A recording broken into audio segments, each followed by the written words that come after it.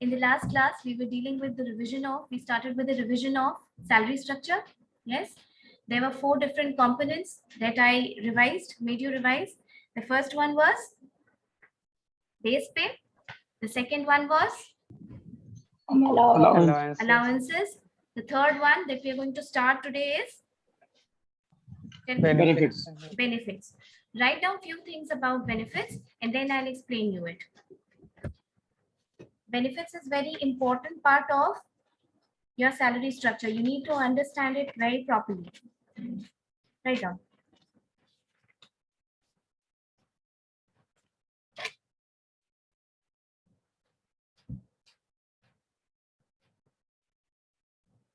The primary purpose of benefit is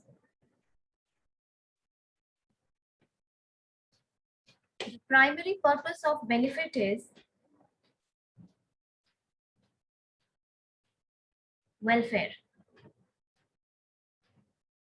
The primary purpose of benefit is welfare. These are good to have benefits. These are good to have advantages.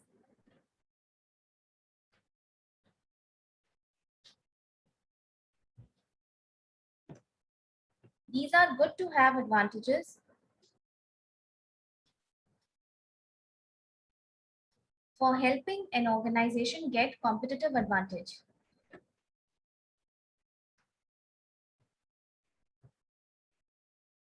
For helping an organization get competitive advantage.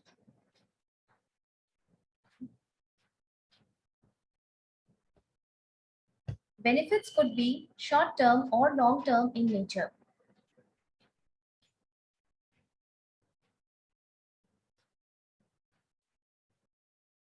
Benefits could be short-term or long-term in nature.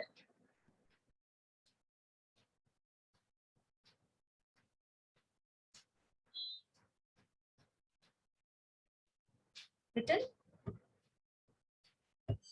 Yes, ma'am. It could be provided Yes, both. ma'am. It could be provided both inside and outside the organization.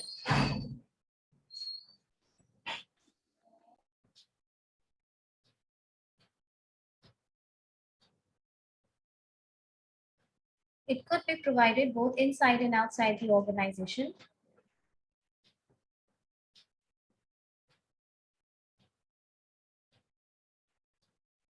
Depending upon the nature of benefits,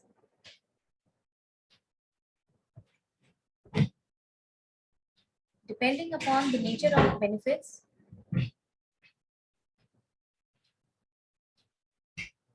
it could come either free. Depending upon the nature of benefits, it could come either free or at concessional rates.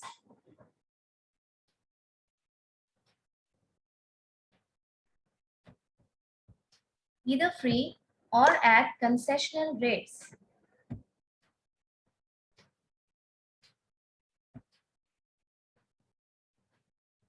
It can be provided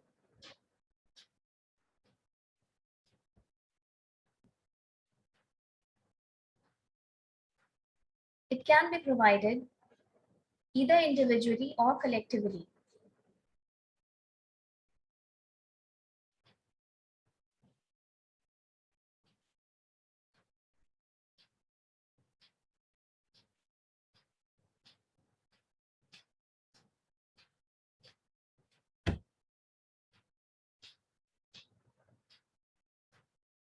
Either individually or collectively.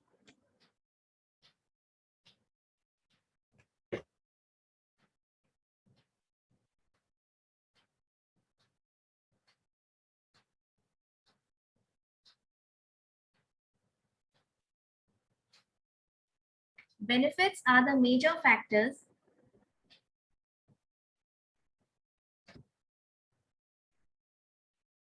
Benefits are the major factors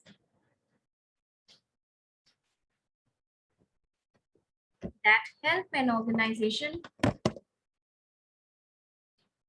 Benefits are the major factors that help an organization retain its employees, especially the senior ones. retain its employees, especially the senior ones.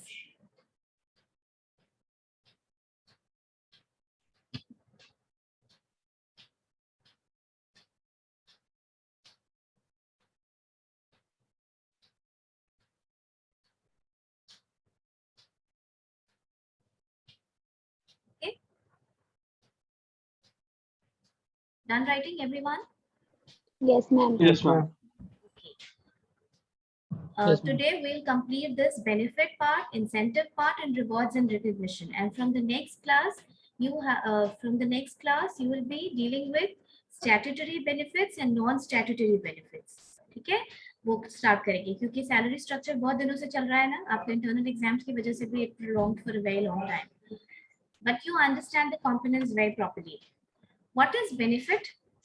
अभी तक आप ये words interchangeably use करते थे कि allowance भी same है, benefits भी सेम है, इंसेंटिव भी सेम है, ठीक है, पर ऐसा नहीं होता है. Who will tell me before explaining me benefits? First, tell me what is allowance. I explained it to you in the last class. Who's going to tell me what is allowance? Keywords बताइए, पूरा paragraph नहीं.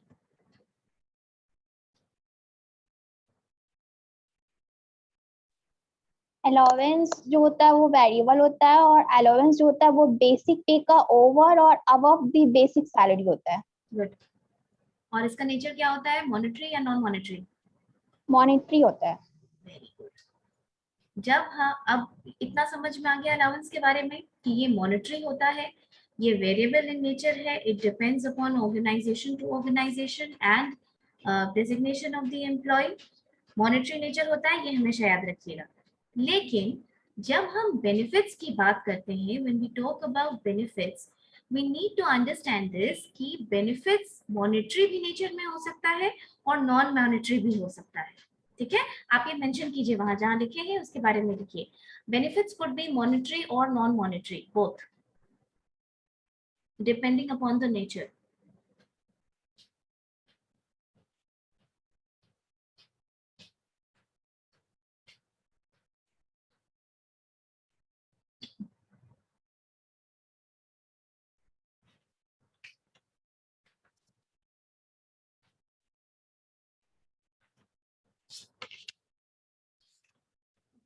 And depends upon the nature of benefit. Depending upon the nature of benefit.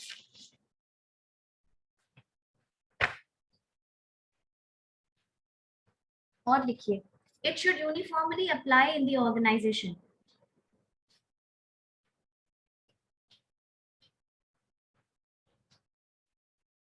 It should uniformly apply in the organization.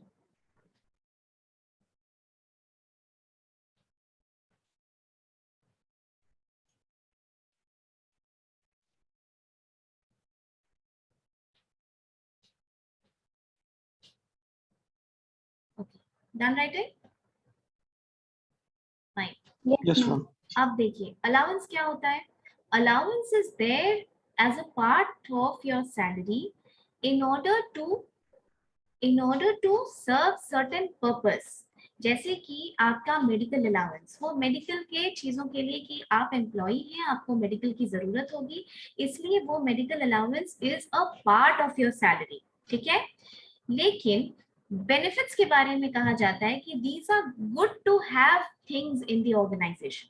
Good to have मतलब, इसका क्या मतलब हुआ, जैसे आप यहाँ क्लास कर रहे हैं, ठीक है, यहाँ क्लास कर रहे हैं, बीइंग अ स्टूडेंट आपको बहुत सारे स्टेशनरी प्रोडक्ट्स की जरूरत पड़ती होगी. कॉपी है, फाइल है, पेन है, पेंसिल है, या एग्जाम का टाइम है तो गम है, फोटो कॉपी, अगर आपको प्रिंट आउट निकालना है वो, एडमिट कार्ड का फोटो हो तो वो. ठीक है, तो मेनी थिंग्स आप स्टूडेंट के पॉइंट ऑफ व्यू से सोचिए.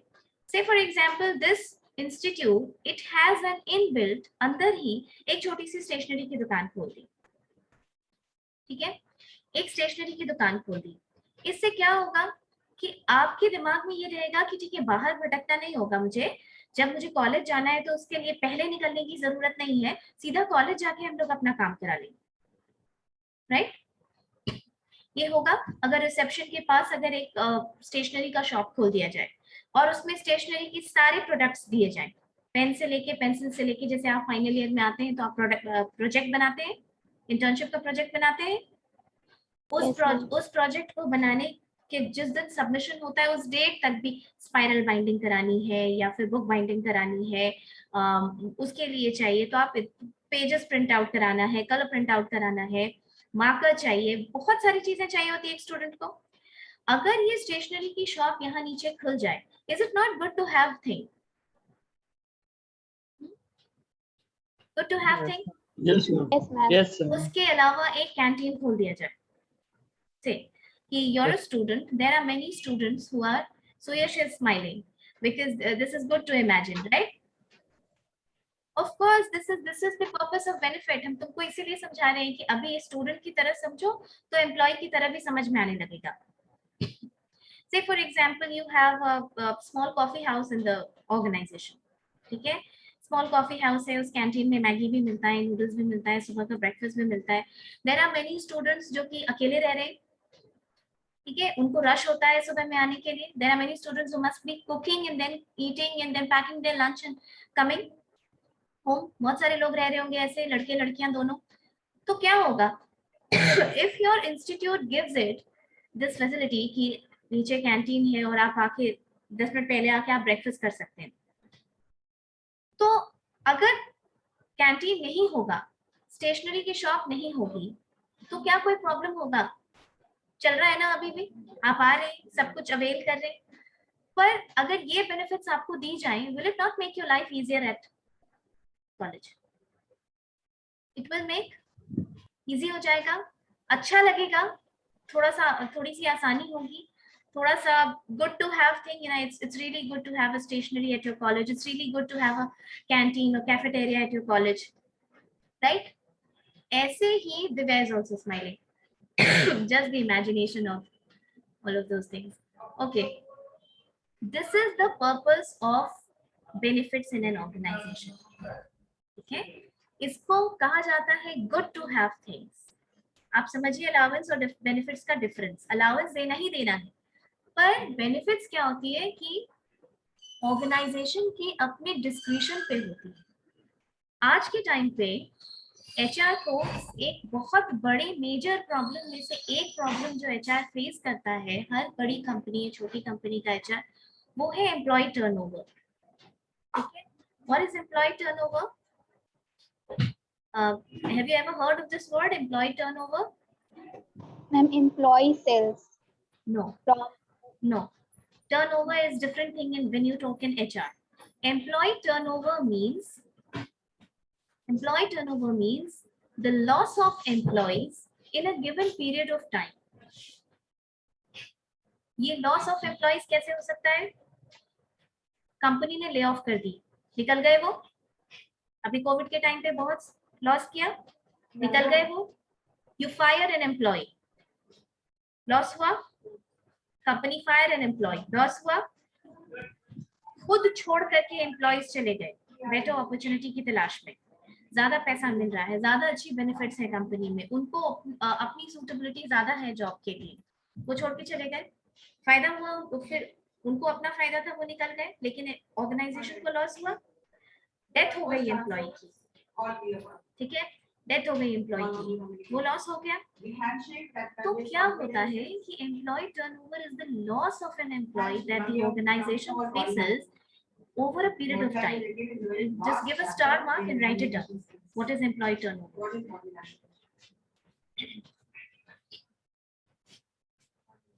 Employee turnover is the loss of employee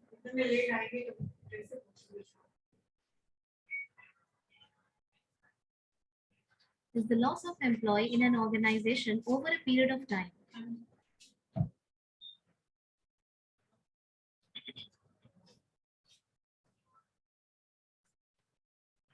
Yes. Okay. The handshake that conveys तो confidence is ये जो एम्प्लॉय टर्नओवर है, एम्प्लॉय का छोड़ के जाने की, जब हम इसमें से स्पेसिफाई कर देते हैं कि आप एम्प्लॉय हैं, तो आप जब फ्रेशर होंगे तो आपको कंपनी की जरूरत होगी, right? But that company is gonna train you, you will learn new skills. 1-2 साल में आप ट्रेन हो जाएंगे, आपकी स्किल एनहांसमेंट हो जाएगी, होगी ना? And then the other companies will also be willing to take you, right? दूसरी कंपनीज भी आपको लेना चाहेंगे और आप भी चाहेंगे कि बेहतर अपॉर्चुनिटी की तलाश में आप निकल जाएं। ये एक मेजर प्रॉब्लम है एचआर को। आज की एचआर मैनेजमेंट जो कंपनीज करती है उनके साथ ही मेजर प्रॉब्लम है कि एम्प्लॉयज को वो ट्रेन करते हैं, वो स्किल एनहांसमेंट करते हैं उनकी, और फिर एम्प्लॉयज छोड़ के चले जाते हैं। इससे ऑर्गेनाइजेशन को बहुत लॉस होता है, ठीक है, उसको बहुत ज्यादा एम्प्लॉय ऑर्गेनाइजेशन को लॉस होता है, क्योंकि ऑर्गेनाइजेशन का बहुत पैसा आपको ट्रेन करने में और रिक्रूट करने में इन्वेस्ट हुआ होता है। आपको अभी ये लगता होगा कि तो क्या हो गया, इतनी अनएम्प्लॉयमेंट है, कोई छोड़ के चला गया तो फटाक से दूसरे को हायर कर लो, पर ये ऐसा नहीं होता है। कोई कंपनी अगर आपको रिक्रूट करती है तो उसको रिक्रूटमेंट का चार्ज देना पड़ता है, it's a cost to the organisation. वो रिक्रूटमेंट करेगी, से फॉर एग्जांपल कि कोई ऑर्गेनाइजेशन ऑनलाइन एग्जाम से अपना रिक्रूटमेंट कर रही है। आपने आईबीपीएस का एग्जाम देखा है? आईबीपीएस का एग्जाम देखा है, सुना होगा?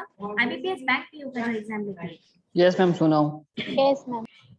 आप सोचिए कि आईबीपीएस का डेट निकलता है और पूरे इंडिया में अगर उसका सेंटर इतनी जगह पे है, उतनी जगहों पे ऑनलाइन रिसोर्स को मैनेज करना, हर जगह सेंटर, जैसे यहाँ पीएनए मॉल के पीछे एक सेंटर है ना ऑनलाइन का, टीसीएस का ऑफिस है, वहां पर सेंटर बनाया जाता है, वो बहुत बड़ा है। बाईपास रोड पे पटना का सबसे बड़ा ऑनलाइन सेंटर है, जहाँ लगभग एक साथ बैठ करके 300-400 लोग एग्जाम दे सकते हैं।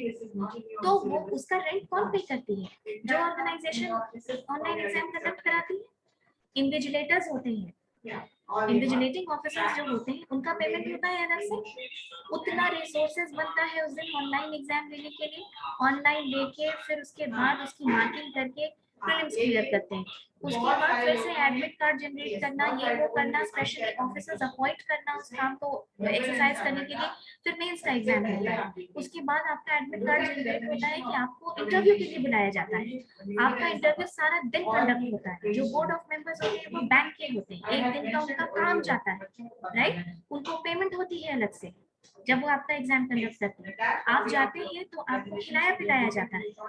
कई बार ऐसा होता है कि आपके जो स्पेशल कैटेगरीज के लोग होते हैं, जैसे एससी, एसटी, वुमेन, इन लोगों का टिकट भी रीइंबर्स होता है आपके आने जाने का। कई ऑर्गेनाइजेशन जैसे अगर आपको बुलाएगी फाइनल इंटरव्यू के लिए तो आप टिकट फर्निश करेंगे तो वो सारा पैसा वो आपके अकाउंट में वापस डाल देंगे, आप वहां से बैंक डिटेल्स लिख करके आते हैं, ये सब होता है। उसके बाद आपका रिक्रूटमेंट हुआ, रिक्रूटमेंट अगर फाइनल हो गया आपका, फिर आपको ट्रेनिंग सेंटर बुलाया जाता है। ट्रेनिंग सेंटर में आपको 2-3 महीने के लिए या जो कंपनी जितने दिन की ट्रेनिंग देती है, एक्सपर्ट ट्रेनर्स होते हैं जो आपको ट्रेनिंग कराते हैं ना। जैसे बैंक में है तो वो सिर्फ ट्रेनिंग एकेडमिक ट्रेनिंग होती है, लेकिन बहुत सारी अदर भी ऑर्गेनाइजेशंस हैं जैसे जो मैनेजमेंट ट्रेनिंग्स को लेते हैं, एमबीए वालों को लेते हैं, वो लोग आपको योगा क्लासेस कराएंगे, कल्चरल नाइट्स कराएंगे, एक्सकर्शंस पे ले जाएंगे, वो सब ट्रेनिंग का पार्ट होता है। Is it not a cost borne by the company? आपके ऊपर उतना पैसा खर्च कर रही है कि नहीं कंपनी? Yes ma'am. उसके बाद आप 1 साल काम करेंगे, उतनी सैलरी कंपनी ने दी, और 1 साल के बाद जब आप काम सीख गए तो आप काम और तेजी से करेंगे कि वैसे ही करेंगे जैसे फ्रेशर थे? पहले से ज्यादा फास्ट करेंगे। फास्ट करेंगे, आप अपने नीचे जूनियर को गाइड कर सकते हैं, और आपने काम छोड़ दिया, फिर आपने बेहतर की तलाश में वो काम छोड़ दिया। सोचिए कि कंपनी का कितना पैसा लॉस हुआ ना। एक रिसर्च डेटा ये बताती है कि किसी सेम पोस्ट पे फ्रेश रिक्रूटमेंट लेने के लिए 31% कॉस्ट एक्स्ट्रा लगता है, जो कॉस्ट लगा किसी एक को रिक्रूट करने में। जैसे आपको अगर मैनेजमेंट ट्रेनिंग के पोस्ट पे रिक्रूट किया गया और अगर आप छोड़ देते हैं बीच में काम, तो किसी और को लेने में आपका 31% एक्स्ट्रा, यानी 131% ऑफ द सेम कॉस्ट लगेगा रिक्रूट करने। इसीलिए आज के डेट में एम्प्लॉयज का टर्नओवर, एम्प्लॉयज जो छोड़ के जाते हैं, ये बहुत मेजर प्रॉब्लम है ह्यूमन रिसोर्स के पास, ठीक है। उन्हीं को आईटी कंपनीज में ये बहुत ज्यादा होता है, स्किल सीखा, नया लैंग्वेज सीखा, और फिर उसका डिमांड बढ़ गया किसी ऑर्गेनाइजेशन में, 100% हाइक पे या 70% हाइक पे, यहाँ तक कि 120% हाइक पे वो तुरंत निकल जाता है। तो ये एक बहुत बड़ा प्रॉब्लम हो रहा है। इसीलिए कुछ कंपनीज बॉन्ड साइन कराती है कि आप अगर उसके पहले छोड़ेंगे तो आपको हेवी पैसा पे करना होगा उसके लिए, ठीक है, कि एटलीस्ट उतना पीरियड तो एम्प्लॉय सर्व करेगा। विप्रो वगैरह क्या करती है, बीसीए वगैरह, बीसीए के कैंडिडेट्स को ग्रेजुएशन लेवल पे लेती है और कहती है कि हम आपको एमटेक कराएंगे, ठीक है, हम बिट्स पिलानी वगैरह से एमटेक कराएंगे। तो वो क्या करती है, उतने दिन का स्टाइपेंड भी कम देती है, आपको एमटेक करा देती है, लेकिन बॉन्ड साइन कराती है कि 3 साल या 4 साल आप छोड़ के नहीं जा सकते हैं। ओके, तो कमिंग बैक टू बेनिफिट्स, ये मैंने आपको समझाया कि बेनिफिट्स का बैकग्राउंड समझाया कि ये प्रॉब्लम है एचआर के पास, और बेनिफिट्स को इसीलिए एचआर डिजाइन करती है ताकि अगर आपको टीसीएस और इन्फोसिस सेम सैलरी दे रही है तो आप बेनिफिट्स कैलकुलेट करने पे आएंगे। अगर टीसीएस भी आपको 25,000 दे रही है, इन्फोसिस भी आपको 25,000 दे रही है, तो आप ये कैलकुलेट करेंगे कि आपको बेनिफिट कहाँ ज्यादा मिलेगा। समझ में आया? बेनिफिट का कॉन्सेप्ट जो सीनियर एम्प्लॉयज होते हैं, जो जैसे कि मैनेजरियल लेवल पे जो एम्प्लॉयज होते हैं, उनके लिए ज्यादा बेनिफिट है, क्योंकि आपने मैस्लो की थ्योरी पढ़ी है, BCom, you don't have organisational behaviour, no no, okay. ऐसा है कि एक टाइम के बाद वर्क प्लेस पे पैसा ही सब कुछ नहीं होता है। It's hard for you students to understand who just consider salary as job and job as salary. लेकिन ऐसा नहीं होता है। एक टाइम के बाद जब आप जॉब में थोड़ा सेटिस्फाई हो जाएंगे, 3-4 साल 5 साल हो जाएगा आपका, उसके बाद सिर्फ पैसा आपको मोटिवेट करना बंद कर देगा। आपको चाहिए कि आपका वर्क प्लेस बेटर हो, इंडस्ट्रियल रिलेशंस बेटर हो, आपको फैसिलिटीज मिले। जैसे तो आपने सुना होगा कई कंपनीज कंपनी की कार मिलती है, कंपनी की car, they'll pick you from your home and they'll drop you to office again, they'll pick you from home and they'll drop you to back to home. या benefits organisation अपने हिसाब से define करती है, अपने हिसाब से बनाती है पैकेज में। जैसे कुछ एग्जांपल्स आप बेनिफिट्स का समझिए। एग्जांपल इज कंपनी की कार, कंपनी का अकोमोडेशन, ये सुना है ना, कंपनी अपना अकोमोडेशन दे रही है, कंपनी का अकोमोडेशन, इंश्योरेंस, कंपनी आपको हेल्थ इंश्योरेंस देगी, मेडिकल इंश्योरेंस, बाकी अदर चीजों के लिए। आप बहुत हाई पोस्ट पे चले जाएंगे, जैसे वाइस प्रेसिडेंट हो गए या सीईओ बन गए, आपके एक और आपको फॉरेन डिप्यूट कर दिया गया है ना। MNCs, we live in the world of MNCs, globalization. There are companies which are operating with its branches in different countries, right? अगर आप कहीं के वाइस प्रेसिडेंट अपॉइंट होकर के जाते हैं या सीईओ बन के जाते हैं, आप इंडिया में आना चाहते हैं आपके घर, एक साल में एक बार कंपनी फ्री में सारे आपका, आपकी वाइफ का, आपके 2 बच्चों का, and same to a woman employee, you for your husband and for 2 children, ये फ्री ऑफ कॉस्ट देगी कि साल में एक बार वो आपको घर विजिट करने के लिए प्लेन का पैसा देगी, जाने और आने के लिए। वो कितना भी पैसा वो कंपनी देगी। Is it not a benefit? क्योंकि लाखों का टिकट हो जाएगा। अगर कोई अफ्रीका से इंडिया आना चाहेगा 4 लोग और फिर वापस जाना पड़ेगा, only the ticket will cost more than 1.5 lakh, yes, or approximately 2 lakhs, ठीक है। कोविड के टाइम पे कई लोग अपने घर आए थे, ठीक है, कोविड के टाइम पे कई लोग अपने घर आए थे और वो इंडिया में फंस गए क्योंकि सारी फ्लाइट्स वगैरह रुक गई थी ना, कोई ऑपरेट नहीं कर रहा था, और जो ऑपरेट कर भी रहा था उसमें क्वारंटीन वगैरह का चक्कर था कि आप कहीं बाहर से आए तो आपको एयरपोर्ट के पास ही के होटल में क्वारंटीन कर दिया जाएगा 14 दिनों के लिए, उसके बाद आप you can get into that office और दैट इवन दैट प्लेस। कई सारी कंपनीज ने ये बोला कि आप इंडिया से फ्लाइट लेकर के हमारे मेन एयरपोर्ट पे आ जाइए, वहाँ क्वारंटीन रहिए, और वहाँ पे अगर दूसरे स्टेट्स में आना है तो हम आपको अपना चार्टर्ड प्लेन, आपको हमारा चार्टर्ड प्लेन वहाँ से उठाएगा और कंपनी मतलब जिस जगह पे आपका अकोमोडेशन है वहाँ लेकर के। Is it not a benefit? ठीक है। अभी के टाइम पे आपको वर्क फ्रॉम होम एक फैशन हो गया क्योंकि कोविड आ गया, राइट? कोविड की वजह से work from home has become fashion. Everybody is doing work from home. The teachers are teaching work from home. The students are studying work from home. The IT professionals, they're just booming like anything. क्योंकि ये एक experiment था जो IT के लिए बहुत ज़्यादा successful हुआ. They have cut their cost like anything, and that is why they have given a lot of benefits to their employees.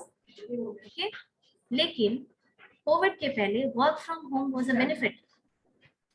किसी मदर, जिसका कोई न्यू मदर है जिनका बच्चा छोटा है, ठीक है, the child needs the mother, तो वो रिक्वेस्ट करती थी कि मुझे वर्क फ्रॉम होम दे दिया जाए. तब कंपनीज उनको वर्क फ्रॉम होम देती थी एंड दैट वाज कंसिडर्ड कि हाँ हमारी कंपनी वर्क फ्रॉम होम देती है. किसी का एक्सीडेंट हो गया, somebody is not well, somebody is undergoing treatment and they requested their company to give work from home, then the companies would give them permission कि आप ठीक है वर्क फ्रॉम होम कर सकते हैं.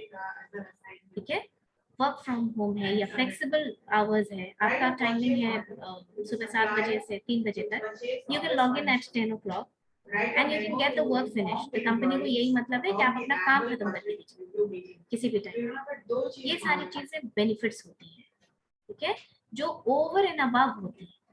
कि अगर से फॉर एग्जांपल कि कॉलेज में आपका टाइमिंग 7 बजे से 7:30 बजे 8 बजे से, ठीक है, 8 बजे से टाइमिंग है और आपको ये बेनिफिट है कि ठीक है 8 बजे वाला क्लास 2 बजे भी होता है.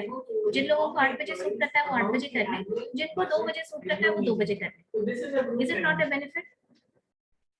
होगा. ऐसे यही चीज हुआ ना फ्लेक्सिबल टाइमिंग एम्प्लॉयर्स के लिए. तो these are good to have things. Company नहीं देगी तो कुछ ऐसा नहीं है कि वहाँ लोग काम नहीं करेंगे, लेकिन अगर देगी तो एम्प्लॉय ज्यादा खुश रहेंगे. और अभी के टाइम पे जहाँ पे कि एचआर को ये मेजर प्रॉब्लम आता है एम्प्लॉयज को रिटेन करके रखने में, वहाँ पर बेनिफिट्स जो होती है वो उनको कॉम्पिटिटिव एडवांटेज देती है. ठीक है, हम हमेशा बेनिफिट्स के तौर पे कंपेयर करते हैं. बेनिफिट्स को पर्क्स भी कहा जाता है. वहाँ ऑब्लिक करके लिख लो, PERKS, write down, PERKS, perks.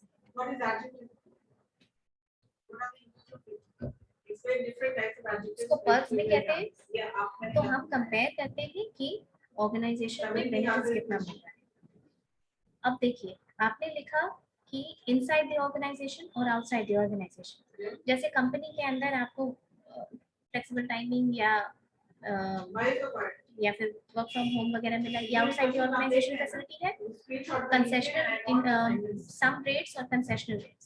जैसे कि आपको कुछ रेट पे, जैसे मेडिकल इंश्योरेंस, आप अगर बाहर से बीमार पड़ते हैं, से फॉर एग्जांपल कि there are a lot of things कि किसी को अगर कैंसर हो जाता है, जो आज के डेट में इंडिया में बहुत कॉमन हो चुका है, आप सोचिए कि आपके पॉकेट से खर्च करने में कितना जाएगा, है ना. लेकिन ये इंश्योरेंस अगर कंपनी कुछ कंसेशनल रेट्स पे आपका कुछ पैसा डिडक्ट होता है, लेकिन आपको इंश्योर कर देती है कि फ्यूचर में आपको कुछ भी इस तरीके का प्रॉब्लम हो तो कंपनी सारा पैसा पे करेगी या फिर एक पार्ट पे करेगी. तो इज इट नॉट बेनिफिट? ठीक है, मेडिकल बेनिफिट्स भी दी जाती है, रिइंबर्समेंट वगैरह भी दिया जाता है. जैसे कि जो मेडिकल रिइंबर्समेंट में, जैसे कि जो मैटरनिटी का बेनिफिट, कोई वुमन एम्प्लॉय है and she is availing the maternity benefit, तो उसका सारा बिल्स कंपनी पे करती है. ठीक है, एक लेवल ऑफ एम्प्लॉयज का, तो 1 लाख 1.5 लाख जितने का भी बिल बनता है वो ऑर्गेनाइजेशन पे करती है. तो ये सब होता है बेनिफिट. उसके अलावा कंपनी की car, write down examples of benefits are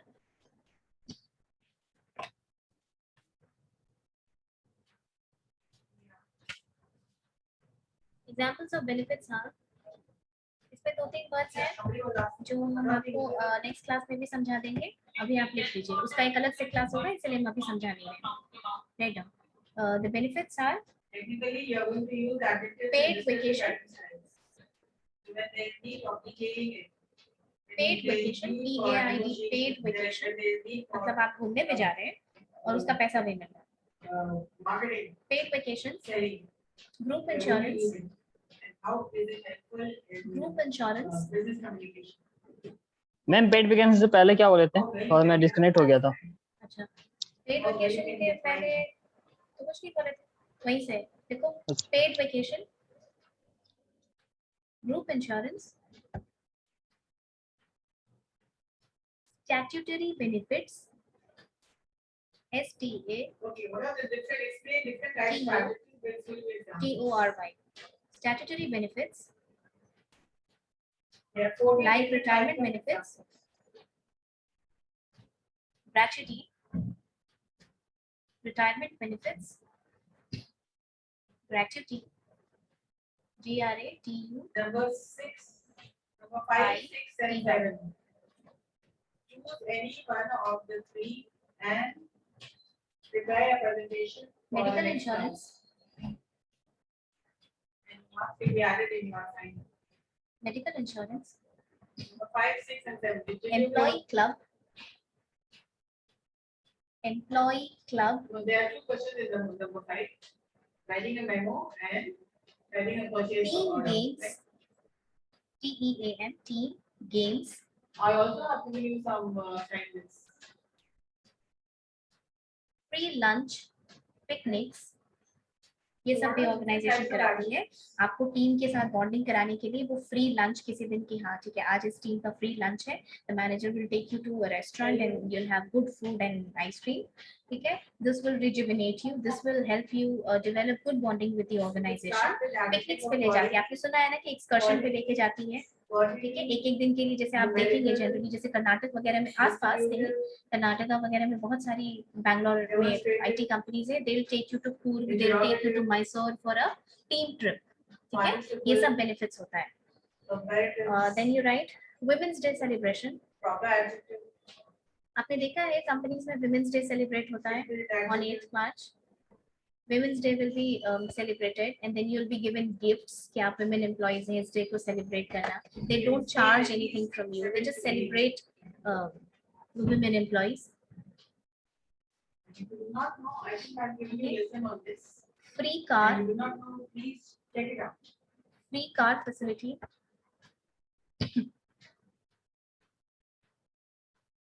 company's accommodation, Discuss the success story of Mrs. Subhash Chandra.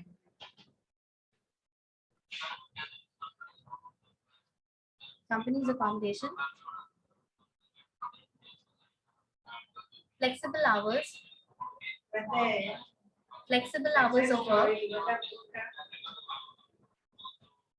summarizing it. All these are long questions. Pratay, long questions. okay, etc. So you can take out the main points, main points in it. जैसे लोगों ने लिखा है literature में, the entire story of William अब Shakespeare. देखिए 7 minutes are left. Okay, I'll explain you. ये benefits हो गया। एक चीज आप समझिए, स्टैट्यूटरी और नॉन स्टैट्यूटरी बेनिफिट्स का एक अलग से क्लास होगा, तो हम जितना बेनिफिट्स बताएं उसको और डिटेल में बताएंगे। स्टैट्यूटरी बेनिफिट्स का क्या मतलब होता है? कुछ बेनिफिट्स जो होते हैं वो ऑर्गेनाइजेशन अपनी मर्जी से देती है, ताकि वो डिपेंड करता है कि उनकी पेइंग कैपेसिटी कितनी है, कितना रिसोर्सेज है, कितना वो दे सकता है। जैसे पिकनिक वगैरह, ऐसा कहीं लॉ नहीं है कि आप कैंडिडेट्स को आपको पिकनिक पे लेके जाना है, ठीक है। लेकिन कुछ स्टैट्यूटरी बेनिफिट्स हैं जो गवर्नमेंट ने लॉ में बनाया है और वो देना ही देना है ऑर्गेनाइजेशन को। अगर वो नहीं देगी तो उनके ऊपर पेनल्टी, फाइन, जेल, बट या ऑल ऑफ दीज हो सकता है। तो स्टैट्यूटरी बेनिफिट्स का अलग से हम क्लास लेंगे जिसमें हम आपको 2 लॉ पढ़ाएंगे, एक पीएफ और एक ग्रेचुटी, एक पीएसआई, ठीक है। अंडरस्टूड? स्टैट्यूटरी बेनिफिट्स का एक अलग से क्लास होगा। For the time being, to understand what is rewards and recognition, or should we do it in the next class?